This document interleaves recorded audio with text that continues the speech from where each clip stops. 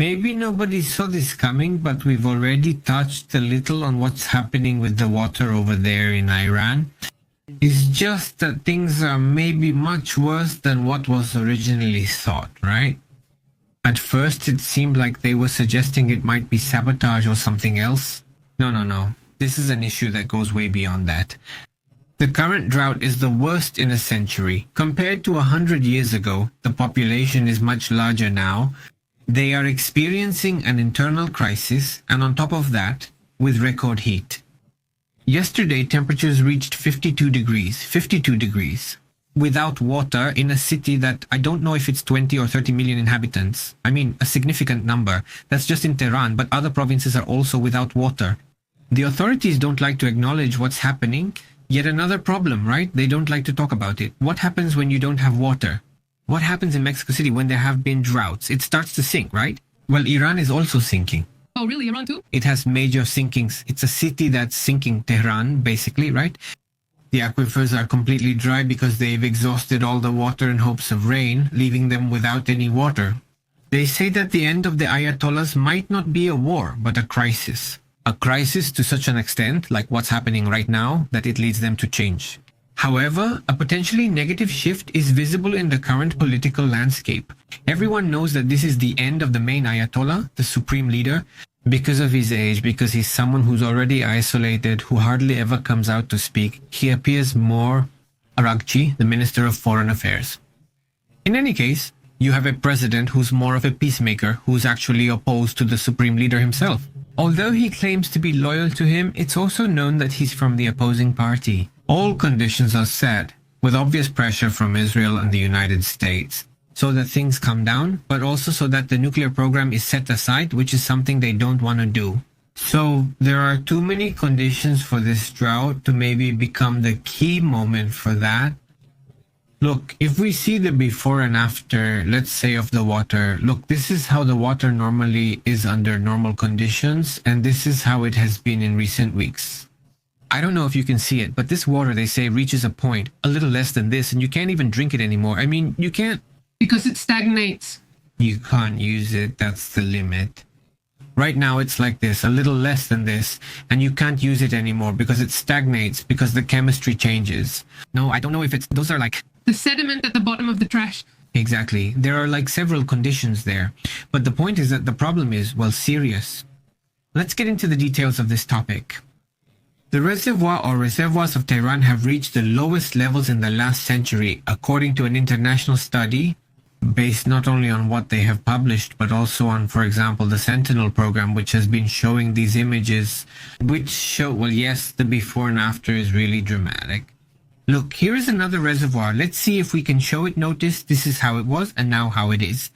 This one stands out more than the other. Notice it? Mm-hmm. This one is already really dry, right? The before and after. So they're looking at different reservoirs that they use. Here's another one. Look, let's put it here from the same Sentinel satellite that's shown. This is the before and this is the after. It's very clear that the problem with the reservoirs, the lakes, the dams that Iran has are in critical condition. So stay alert to this situation because the problem is serious. According to what the United Nations University reports, this could be summed up in a single term: water bankruptcy. In other words, they don't have water, a water bankruptcy basically, right? Emphasizing that what's happening is irreversible. They won't, I mean, come on, they're not going to magically make it rain. The situation is really complicated. The deterioration is mainly seen in 3 reservoirs critical for Tehran: Amir Kabir, Lar, and Latian. Amir Kabir is especially essential for the city.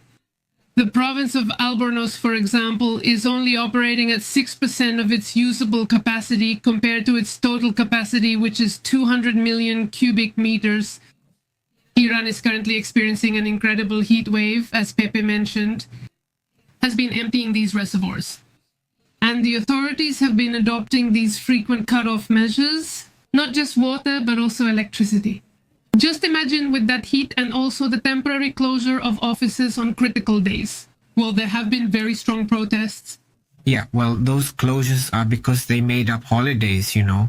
Ah, okay. They made up holidays that didn't exist so people wouldn't go out. And they asked people, don't go out? A holiday, in quotes, right? Stay at home, don't use electricity, don't use this, because they're trying to make this last a little longer. The Lar Reservoir, one of the ones we just saw, which supplies the entire eastern and northern part of Iran's capital, is below 10% of its capacity. I mean, just imagine that. The Lechen Reservoir, with a capacity of 95 million cubic meters, is also operating at 10%. We're talking about a very serious crisis right now, a problem we haven't seen before.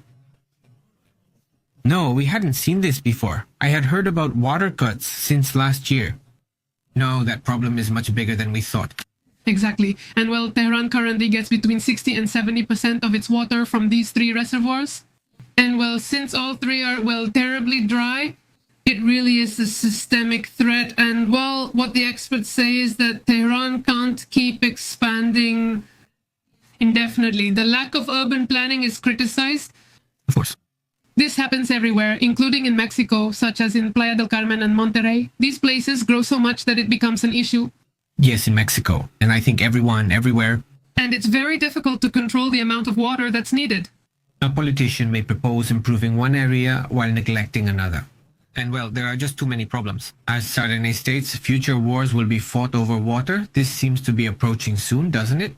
I mean, the truth is that a lot of the things we're seeing are getting worse, right? They're getting worse with the water. Situations of crisis are created and all kinds of situations arise. So what's coming up is going to be tough for the Iranians. Aside from this, let me tell you, right? On a different note, there's an advisor, Khamenei's advisor, who's calling for social reforms. Listen, I'm telling you, they're starting to get restless over there. What's happening this time, or what's going on? What exactly is being asked for? Well, remember that the name of this advisor, Ali Akbar, who is Khamenei's main advisor recently, well, during the 12-day war, lost one in the attacks by Israel.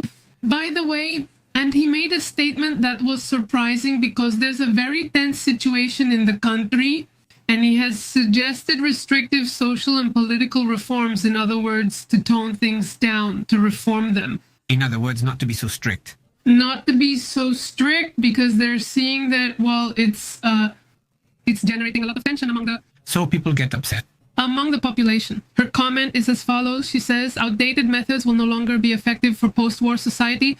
Speaking about the 12 days war, implying that the government should respect the citizens' discontent and make certain changes. And the message has been interpreted by Iran's reformist media as possibly a first step toward internal structural changes.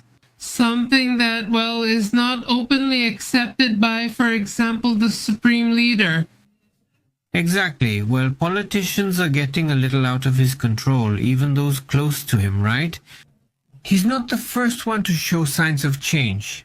Changes are coming for Iran for one reason or another, but important changes are coming. Let's hope they're positive changes, not just for them, but for everyone, right? Let's move on to other important topics.